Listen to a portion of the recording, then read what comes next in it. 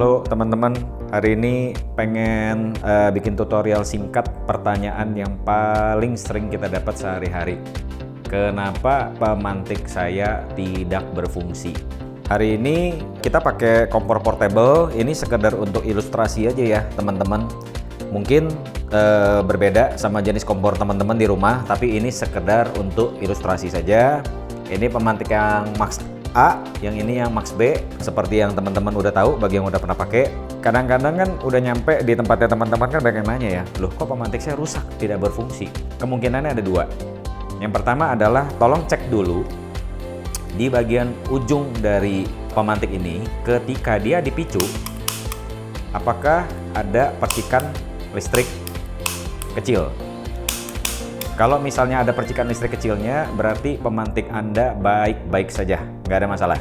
Kesalahan pertama yang paling sering terjadi adalah ketika orang picu pemantik, gasnya udah keluar, di picunya itu nggak nempel. Contoh, ini ada jarak berapa senti. Ini kan adalah barang safety, jadi percikan listrik kecil dari pemantik itu harus bertemu sama gas yang keluar dari kompor, sehingga api akan menyala. Yang paling sering terjadi adalah ketika dipencet, ada jarak nih berapa senti, nggak nempel, gasnya di sana, listriknya di sini, ya otomatis nggak akan nyala teman-teman. Itu yang pertama. Yang kedua, ketika ini menempel di lubang api dan harus dipicu, ini udah bener, nempelnya udah bener, tapi ketika dipicu tangannya narik, alias ketika ini dipicu berarti kan nggak nempel lagi. Nah, ini juga menyebabkan kompor nggak nyala. Jadi cara yang benar adalah ketika mau dipicu, ujung dari silinder pemantik ini harus menempel pada lubang api. Bukan lubang samping, bukan dari bodinya kompor, tapi dari lubang api, tempat keluarnya api, dipicu. Oke? Contoh, sekarang ketika kompornya sudah diputar, suara gasnya udah keluar, sudah mendesis, tekan. Sesederhana itu saja. Tinggal kita gede kecilin apinya deh sesuai sama kebutuhan. Kesalahan kedua adalah cara kerja kompor itu berbeda-beda. Ada jenis kompor yang cukup ininya diputar saja tanpa perlu ditekan, gasnya udah keluar. Oke, contoh, ini diputar aja, suara desis gasnya itu sudah keluar, pemantik tinggal dipicu, nyala udah. Sesederhana itu.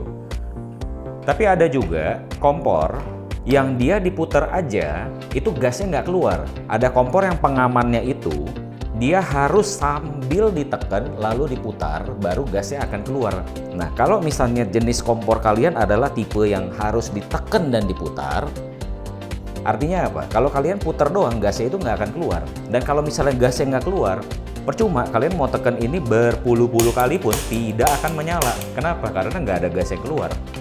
Tapi ketika ditekan dan diputar, gasnya keluar, nyala deh. Oke? Nah, itu kira-kira adalah yang paling sering terjadi setiap hari. Jadi saya cuma mau ngingetin, cara kerja kompor gas itu berbeda teman-teman. Ada yang harus ditekan sambil diputar, ada yang cukup diputar saja. Jadi tinggal cek aja jenis kompor di rumah itu tipenya yang seperti apa.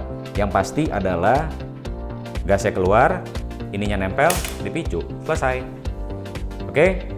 Dan hal yang terakhir, jangan lupa kalau ini dipakai di rumah atau di tempat usaha, setelah selesai pakai, pastikan silindernya ini selalu bersih, jauh dari minyak, jauh dari kotoran, supaya umur pakainya lebih lama aja.